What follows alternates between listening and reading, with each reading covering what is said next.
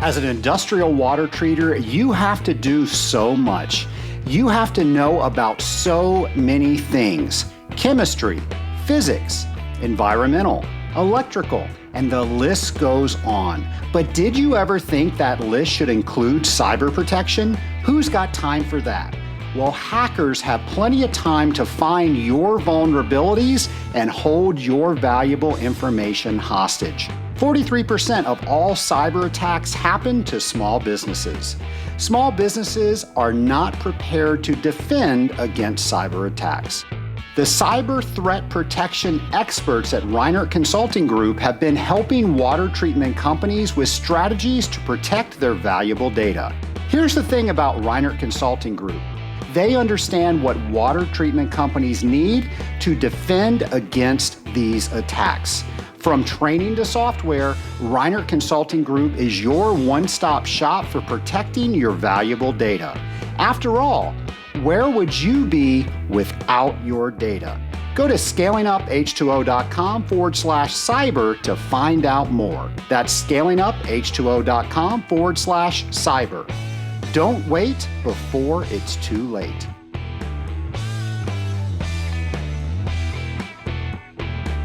Welcome to Scaling Up, the podcast where we scale up on knowledge so we don't scale up our systems. Trace Blackmore here, and you know we are continuing last week's interview with Jeff Garratt. But before we do, as always, we always have a few announcements in the beginning.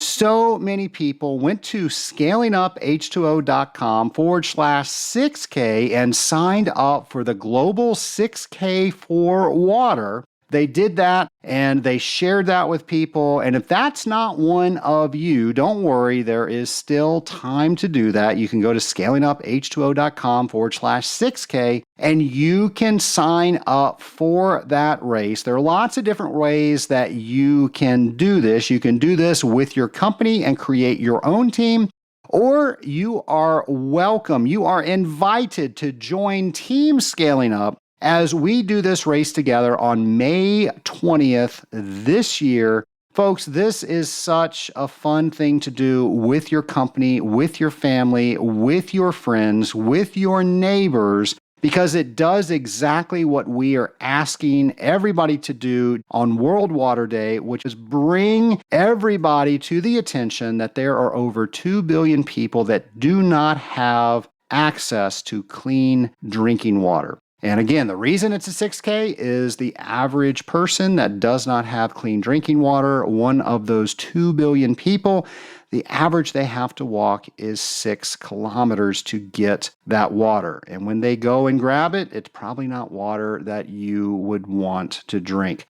So let's do something that would just totally change everything on this planet. And hopefully we can end the world water crisis. So thank you for being part of the Scaling Up Nation. Thank you for celebrating World Water Day. And thank you for signing up for the Global 6K for Water. Once again, that's scalinguph2o.com/6K.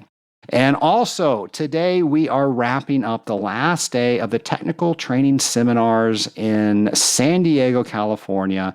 It's always fun to be here. It's always fun to hear all of the people that are listening to the Scaling Up H2O podcast. And I have met so many new people, have seen so many new friends that I've met from this podcast from previous years. Thank you so much for coming up to me. Thank you for letting me know that you enjoy this podcast. Thank you for letting me know some ideas. I can't tell you how much I appreciate that. I can't tell you how much my staff appreciates that. It really does help our job become more fun. So if you're not here in San Diego today, that's okay. You can meet us in Pittsburgh, Pennsylvania, March 29th through April 1st. I'll, of course, be there with all of my fellow trainers, and I hope to see you there if you practice the same type of water treatment that I do. Nation, we've got so many things on our events calendar that if you want to know anything about what is going on this year in the water treatment community, we have a one-stop shop for you that is going straight to scalinguph2o.com, navigating over to our events section, and there for your viewing pleasure is everything that we know about in the water treatment community that is taking place this year. Now, maybe you know about something that we don't know about. Well, go ahead and send us a message in our show ideas page, and we will get that up there. Let's face it is hard being an industrial water treater, and it's really hard trying to figure out what you need to know about events coming up. So we're trying to take the legwork out of that so you can know exactly what's happening by going to one place, and that is scalinguph2o.com.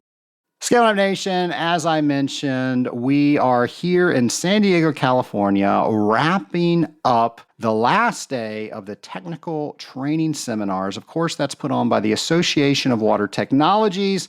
And we are always learning. We're learning so much this week. And just like with each and every week, our friend James McDonald helps us with that learning process. So here is a brand new installment of Periodic Water Table with James. Hello and welcome to the Periodic Water Table with James, where we think and learn about water chemistry drop by drop. Please use your week to search online, ask your colleagues, or even pick up a book to learn more about each week's periodic water table topic. If you do, at the end of the year, you'll be 52 water chemistry smarter. So let's raise the water table of knowledge together and get started. Today's topic is silicates. What are silicates?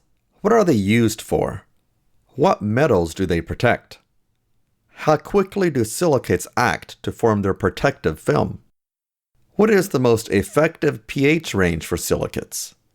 What is the typical dosage range for silicates? How do you test for them? Does microbiological activity have an impact upon silicates? What other chemistries are silicates often blended with to add additional protection? Remember, knowledge is power, and taking the time to learn more about water chemistry each week will help make you a force to be reckoned with. Be sure to post what you learned to social media and tag it with hashtag WaterTable23 and hashtag ScalingUpH2O. I look forward to learning more from you. James, thank you for that.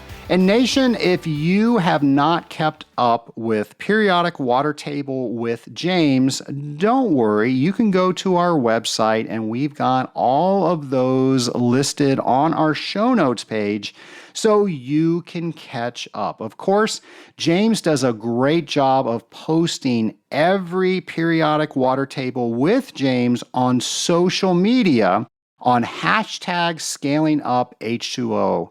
So if you want a really easy way to find all those, you can go to hashtag ScalingUpH2O and you can see all of those items. And of course, you can see all the things that we are announcing on our social media. If you're not getting that in your feed, by all means, when you hashtag ScalingUpH2O, make sure you like it, and that way it will get into your feed. All of that helps us inform you and make sure that we are making the Scaling Up H2O podcast the best podcast for you, the industrial water treater. Scaling Up Nation, we're going to continue with our interview from last week with Jeff Garratt. Here it is. Scaling Up Nation, we're back with our returning lab partner, Jeff Garratt. We are continuing our conversation from last week. If you haven't checked that out, go back and listen to that episode. Jeff, I want to ask you, because right now we are seeing something, at least in my generation, that I haven't seen before. So many water treatment companies are now passing the torch to the next generation. with that, you have experienced that. And there's a lot of people that are wanting to learn from that experience. So, for all those people out there that are thinking, okay, I need to start talking to my father, I need to have this conversation, how we're going to transition, or maybe I work for somebody and the transition plan is up in the air, and my potential solution is I can buy it from the owner. What do we need to know, and how do we start that conversation? We're fortunate that we've had a team of Garratts that they're always here ready to take the next challenge. But that's not always going to be guaranteed. I feel like we've done a pretty good job of setting this up for our next generation. We've got a couple of Garratts that are working with us, and we're going to get a couple more. Plus, I think I've talked to you, I've said this before. It doesn't have to be a Garratt running this company. Part of the thing with these companies, especially with a multi-generational company, is we've gotten to the point where we're pretty good size right now. But I'm assuming if you're taking a first generation company to a multi-generational company, it's going to be somewhere in the teens, millions, 10, 20 million.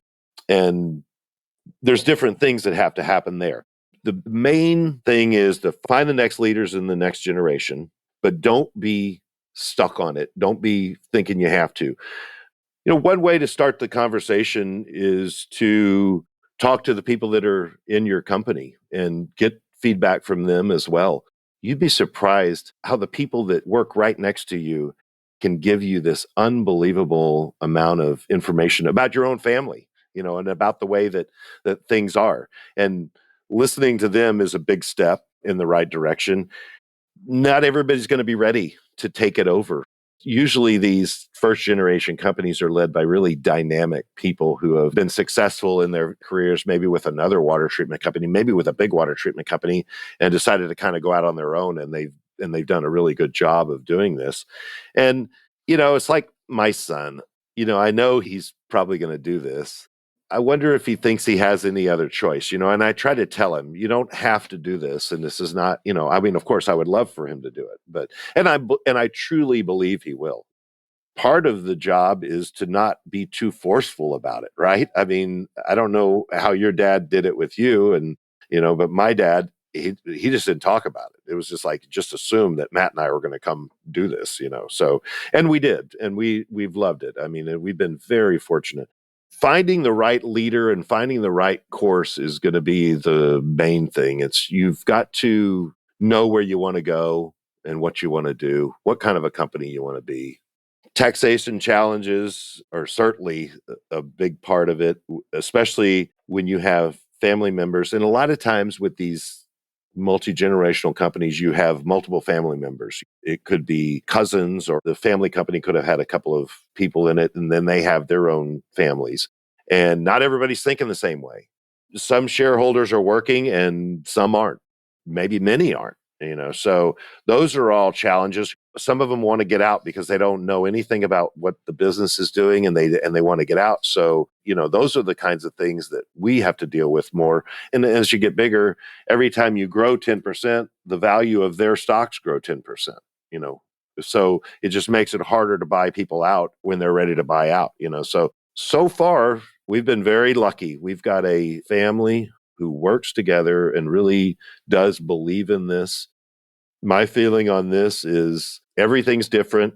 And I think I've told you this before. I'm very happy to speak with other water treatment owners, not about anything other than just giving them advice if they're interested in getting advice, because they're going to have specific questions and specific concerns that I'm not addressing.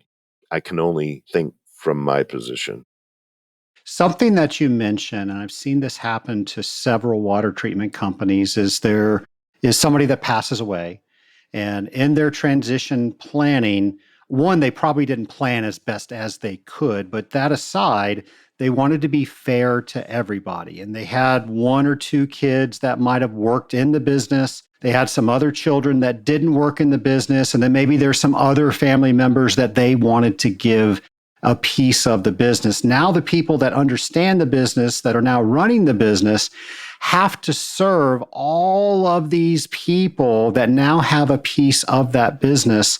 And I know sometimes it works, But a lot of times, and the times that I'm thinking of, it just creates so much stress. And normally, what happens, it either fails or people are forced to buy other people out. What advice do you have if someone is in transition planning now and they're thinking about that? We've actually had the same thing go on. And my advice would be give them what they want and get them out. Even if you overpay, get them out. You don't want them in. Nothing is going to get better with this situation. They've decided they don't want to be a part of this. Make it easy for the transition and get it back so you can have the control. Because otherwise, there's nothing more insulting than somebody telling you how to run your company when you're doing it fairly successfully. And some people are just never going to be happy. And they always think they're going to be able to do more with the money. And we've had that before where we had somebody come in and newly came in because of a passing of a family member. And they were asking us to shut down parts of the company. And it was like, Wow. no, we're not. The message that sends, is just, they're saying, well, this part of the company is not productive, so we should shut this down. So then you're no longer national anymore. So then all of a sudden your employees are saying, hey, what's going on? Something that must not be right because the Garratts are selling off part of their company or this or that. And it made sense only in the fact of that it wasn't profitable at the time. But now everything's changed. Now we're back to where we're, better than where we were. And, I hate to say it, but you have to get those people out. You can't let a new person come in and tell you how to run your business. I mean, you know what you want, have the confidence to know you're making the right decisions. Don't make decisions that harm your employees or harm the people that work for you or your shareholders. Make good decisions and let the chips fall where they may. Most likely there's somebody listening to this conversation. They're in our industry, their parents own the company, and the expectation is you will one day take over this company. And they have no desire to do so, but they know it's expected. They don't want to do it. Can they have a conversation with their parents? How would they have a conversation? So we know Matt's gonna step up. You just mentioned that. But if he had to have a conversation with you, what should he say? My feeling is don't look at this as a negative. You've got a parent or somebody that has built this company and is proud of this company, would love to have you working for them. It's not your thing. You don't want to do it. That's your choice. But understand also that you've got to do something with it. Don't just throw this away. Maybe there's going to have to be somehow that you're going to have to get involved and say, look, let me do what I can help. I can't work for the company or I can't do this, and I'm not interested in doing this.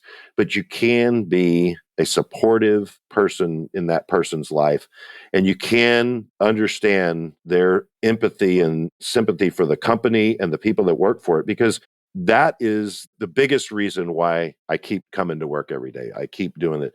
It's because I love the people here, and I don't want to let them down. I want to be here working so they know I'm here and they want to get up and work. I understand that there are a lot of people that don't want to do this with their family. So the conversation, I mean, I was lucky. I didn't have to have that conversation because I wanted to do it. But if it was me, I would probably just try to be as thankful for what they've done, just, go to them and say, let's find somebody. We can find somebody that can do this, and it is tough. I mean, with when people want to keep it in their families and they don't want to give it away to somebody else, but sometimes the business owner is just going to have to make a decision that their kids aren't going to do it, and they're going to have to find somebody in their company to do it. And usually there will be some really great people who will step up and do this stuff, and you got to find them. That's a tough question for me to answer, Trace. I've never really had that experience. I would just encourage them to have empathy with their parents or the owners of the business, and understand the emotional toll that it takes to do something like that, to make a decision to sell the company or to pass it on to somebody else. Well, let's say that somebody else is somebody that is working for that company, and they're assuming that the next generation is going to take it over. maybe they learn that this isn't the case, or maybe they want to offer an alternative. How do they start a conversation like that if they're working for somebody? The thing that I would say is you don't have any choice in this matter. We're going to do this. Either you're going to do this, you're going to step up, or we're going to put somebody else in this position. The company is more important than the individual. You have so many people that are relying on you and expecting you to do the right thing. To have one person make the decision, it's ridiculous. You can't let that happen. You know, who's going to be the beneficiary of the stock? Who's going to be the beneficiary of the goodwill and all the stuff that comes from this company when it gets sold? The child, typically, or the next person in the generation. So they're going to have to figure out how to work with people, and they're going to have to figure out how to either get involved or let it go. If you don't want to be there, you got to let it go. You got to get out and get out of the way. Let the people who are there, who really do care about what's going on at the company, let them manage it. Let them handle it. You don't get to make all those decisions. If this is your decision, great. That's the way you put it. You can either be a part of this or not a part of this. But if you're not a part of this, you're not going to tell us what to do. We're going to make the decision. Inc. magazine says that 50% of all next generation businesses, so the second generation, fail. And it goes to 90% for third generation businesses. I find that hard to believe. What do you think they're doing? I don't know. I think really most of it comes down to taxation. You can't hand anything down. I think I talked to you a little bit about this before, but it took us years and years and years to buy the stock that my dad had acquired from my uncle and his stock from my mom after my dad died in 2001. So he died in 2001. We didn't get through reacquiring the stock from my mom until about 2020. Almost 20 years later. My mother did a great job of getting it all out of her estate. And then we had to pay for stock that my dad had just bought from my uncle before he died. It was ridiculous. And the government won't allow you to pass this stuff down because people are cheating the system. I get frustrated at stuff like this because it doesn't seem fair that you're having to buy your stock over and over again. But it's the only way for the government to do it because they've seen so many people cheat the system. So the best thing you can do is get your feet under you, get your stock under you, and have the ability to maintain that. We were able to do that. A lot of these companies, the second or third generation, they haven't done that. Main stockholder dies. There's a big tax due bill in 12 months, 10, 9 months or whatever, 12 months, whatever, and nobody can pay it. And half the people say, well, I got to sell my stock. And the other half can't buy the stock and pay the taxes at the same time. So they end up selling the company. It's going to get harder for us with each generation. We're at the fourth. Now we're at the fifth. We did some GSTs and those things helped get the stock from my mom directly to our kids. But that's only a very small part of it. So there's a whole bunch of stuff they're going to have to acquire from us. It just starts the whole process over again, so. I was just going to say, any listeners out there, so that was generational skipping trust, the GST that you mentioned. Yes. Yeah. So a good tax attorney, that is definitely your friend. I would highly advise that. My mom did that, get your valuation of your company and try to get it because it's probably never going to be lower than it is today. The quicker you start, the quicker you're going to get it paid. It should be, in all likelihood, the quicker you're going to get it paid off. And those are really the things that I think that the next generation's scared of. They're scared of these tax bills. They're scared of this other stuff. And it really is daunting to some people. It can be overwhelming. And you can understand why some of these young people don't want to get into this vicious cycle of repeating itself. So hopefully, if the company has been well managed, we were very lucky. I mean, my dad and my uncles, they didn't like debt. So they didn't bring on a lot of stuff. We bought our buildings. We're not at the whims of a leasee or a rental agreement. We own our buildings, and it does give us an advantage. And not everybody is fortunate enough to have that, but when you've been in business this long, you better. And those are the things that do help along the way when there is, investments and other things that are able to be used to buy the stock out of your family. especially if you're one or two of the kids and the company is millions of dollars and you got to come up with some type of a loan because you can't gift it all. The parents can't gift it all to you anymore. They can only gift a part of it. Well, you're scaring me with all this tax stuff, so we have to shift the conversation. Sorry. You're right, though. And, I say that in jest, but I think a lot of people don't do things because they are scary, and then they end up paying an even bigger price because they didn't deal with them when they should. So I think you helped a lot of people today. I think they're going to have some conversations and perhaps find some professionals that can give them some other alternatives, some real answers, so they're not finding things out after they can't change a thing. That's what you really want. We have a CFO here. He runs his own business. He's a CPA. He's been doing this for us for 25 years. And it's such a good yin yang to me, agree. I'll agree to anything. And he's like, Jeff, let's think about this, I need that balance. And that's what you have to do. You have to surround yourself by a bunch of people who care. And the people that work for you, they care. They care. They want this to be successful, so you have to remember that. I love that. Well, let's switch over to the topic of growth. A lot of people say that, growth saves everything. If we can grow it, we can make it better. So I hope that's true. I know there's some things that you have to consider as you're growing. I know it's possible to grow yourself out of business, but that aside for now, well, maybe not that aside.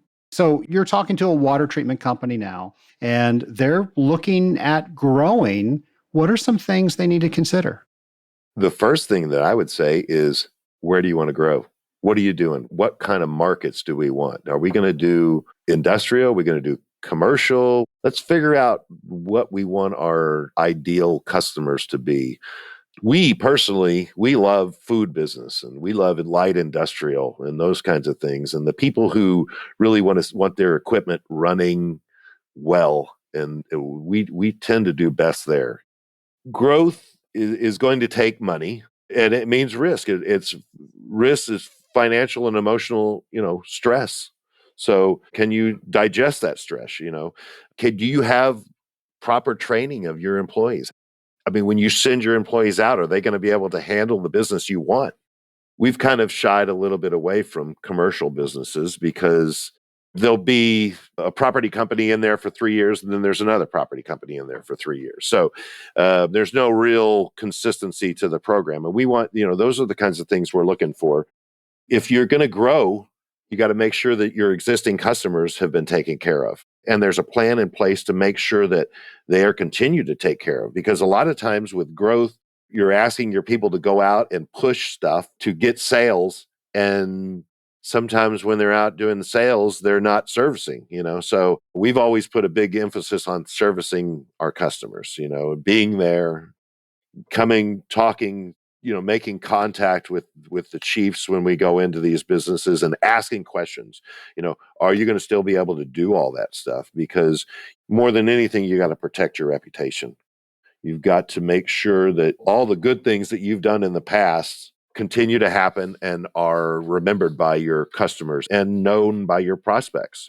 A lot of the business we get now is referrals, because some chief has moved to some other building and they'll go in there and they'll give people a chance. And then after a little while, they'll say, I gave these guys 6 months and we didn't see anything happen. And so now I'm making a change. So, can you cover that stuff? That is probably the most important thing is, can you cover your existing business and grow at the same time? Make sure that everything's in place for growth too.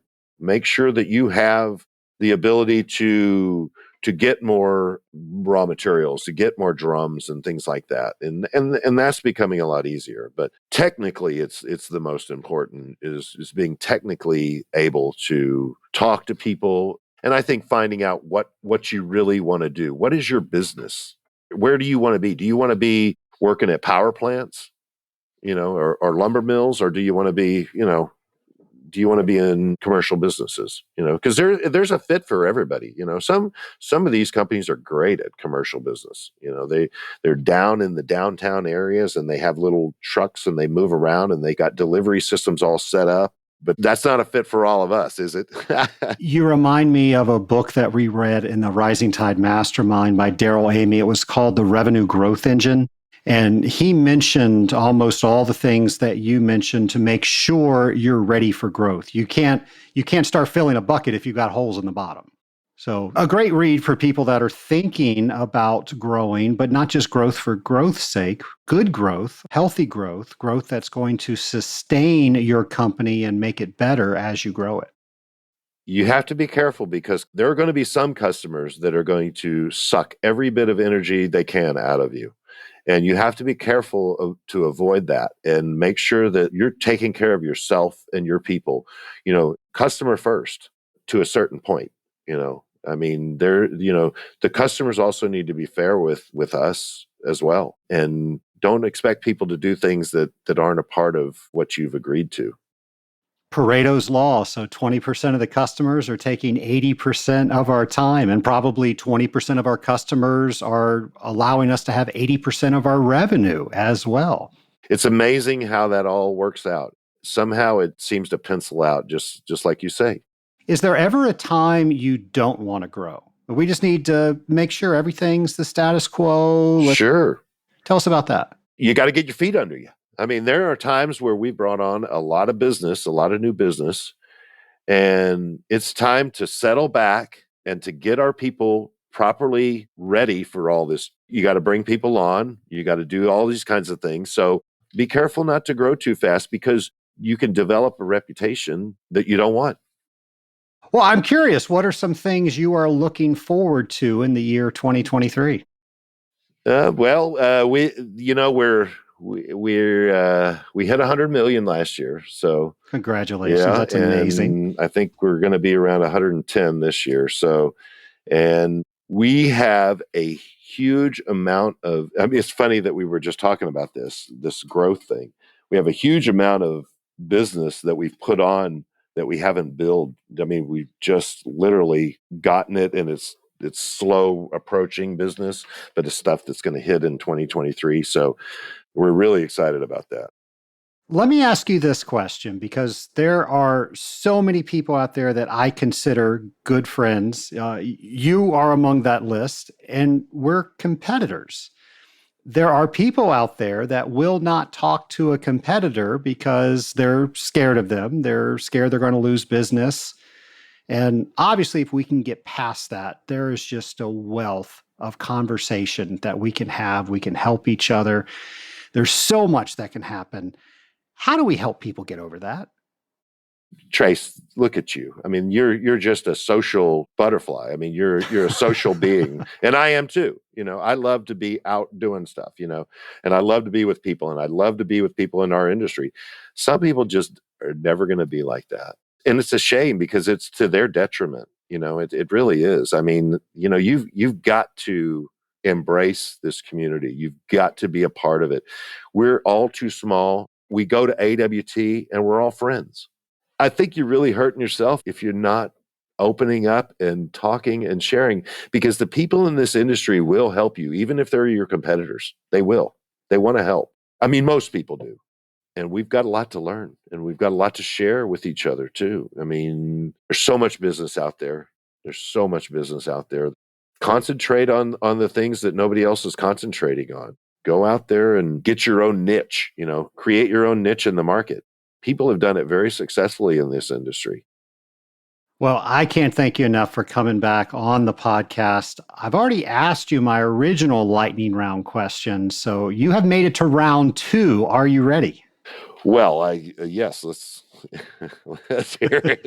All right, everybody's making their wagers now. So place your bets. And question number 1, what would you say your superpower is? I would say for me, I'm not terribly smart. I'm good at talking with people. And I think my superpower is caring about the people that work for our family and work for our company. I go to bed every night and I think about my dad and I think about my mom, and then I think about what I'm going to do tomorrow. And I think about the company, and I think about all these, all the great people that we have working for us. And not only that is all our customers, and all our vendors, all our So I really do care about the people that work for us, and I want them to be happy. We've all got to work somewhere. Jeff, if I may, and I've heard this from several people, and I've been the recipient of it myself, you can have a conversation with somebody and make them feel like they're the only person in the room. You're amazing at that. Well, you're better than I am. All right, moving on. Looking back at your career, what would you say your biggest accomplishment has been?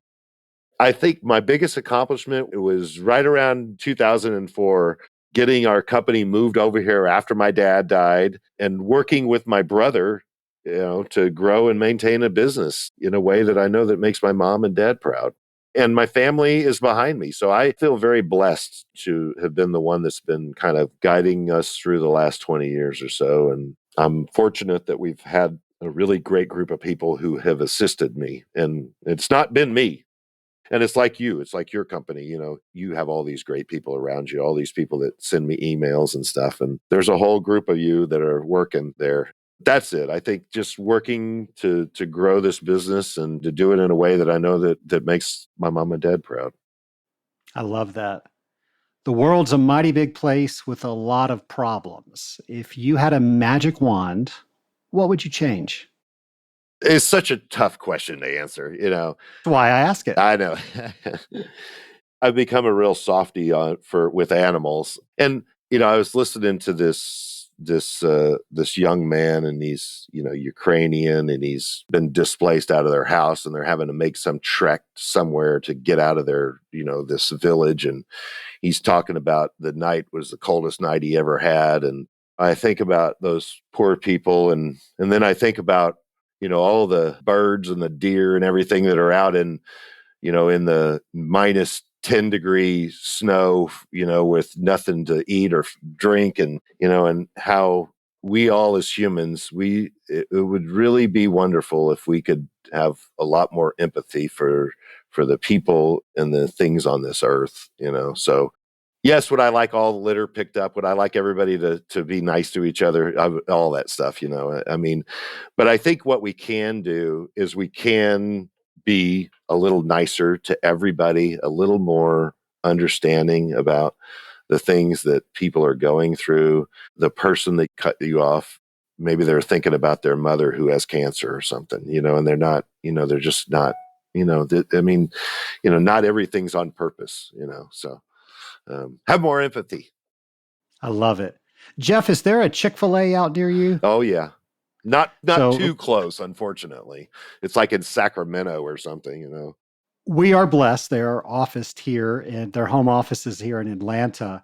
We've had several Chick-fil-A people on the podcast, and they've helped us with the Rising Tide Mastermind. But there is a training video that, if you haven't seen it, I want you to look on YouTube, and it's called Everyone Has a Story. And I just immediately, as you were speaking about more empathy, thought of this training video. And I think it's a great way to put into a video exactly what you just said. I love it. I will check it out. Yeah. And when you watch this, remember, they're a fast food restaurant. I know. And they're training their employees this stuff. They're fantastic. I mean, when I can go buy a Chick-fil-A, I go buy a Chick-fil-A. All right, final question. We know it's going to happen when they erect the statue of Jeff Garratt. What is on the plaque? That I tried to leave things better than I found them. Jeff, you left this podcast better than you found it. Thanks so much for coming on again. The Scale Up Nation absolutely loves you. I appreciate you having me. I really do. Thank you, Trace. It's been nice to really get to know you over the last couple of years. Likewise. I'm sure we'll be calling again soon. Hope to talk to you soon. Nation, as I mentioned last week, Jeff and I met from a hang. And if you want to find out more about the hang, scalinguph2o.com/hang. It's where we get together for a short hour, have fun, meet new people. And that's how I met Jeff. So thank you so much, Jeff, for answering that call to go on the hang. What a great guy. Sure glad that we met. And who will you meet at the next hang. You never know, and it could be somebody that creates another great friendship. ScalingUpH2O.com/hang. So, Scaling Up Nation, in light of that interview, I would like to encourage you to go to your supervisor and let them know what they don't know they need to know about you. And here's what I found, that most supervisors want the best for the people that they supervise. Not a lot of supervisors really know how to go about asking for how they can do that in the best way. So it's my hope all you supervisors out there are treating your team with the availability for them to come to you with this information. So I'm going to say that that is a given. And I want you to meet with your supervisor and let them know what they don't know about you. What's something that they can do that will help motivate you to the next level? What's something that you don't have that you need, and if you had it, it would bring tremendous value to the company you work for? What is something that you want to attend, and what value will you bring back if you attend that particular conference? What is a class that you want to take and that will allow you to do something not only for yourself, but also the company? People don't feel all the time that they are being taken care of, but almost all of the time, the people that feel that way aren't telling the people what they need to do in order to take care of them. Folks, we can bounce around from job to job, but trust me, the job that you are in right now can probably be so much better if you open up communication. And now I'm talking to all sides. If you have a job, whether you're in charge of somebody or somebody is in charge of you, having open dialogue allows people to let people know what they expect from each other, to allow people to help each other. And so many times those things go unspoken, and the assumption is that the other person knows those things. They're just not doing those things. And in an exit interview, a lot of times it's said, if I only knew that, I could have fixed that. Well, folks, don't wait for that. Have that open dialogue and make sure that you have the best relationship that you can with everybody within your company. Because let's face it, life is too short not to have that open communication. And when you do that, things just get better because people understand each other. Folks, thank you for joining us on today's episode of Scaling Up H2O. And by the way, one more time, if you have not signed up for the Global 6K, if you have not looked into the Global 6K, that is taking place on May 20th, and that is a Saturday.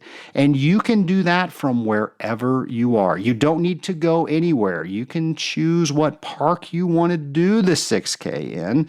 You can choose who you do it with. And you can find out more by going to scalinguph2o.com/6K.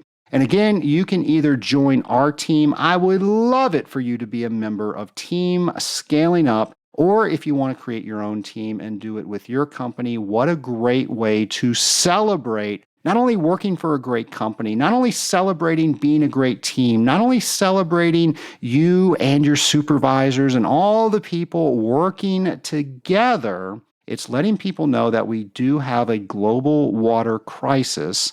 And if we all come together, if we are all aware of it, we can do something about it. And there's no reason that 2 billion people on this planet do not have readily available, clean drinking water. Folks, we can help with that. We are in an industry that knows all about that. So I hope we help each other with that.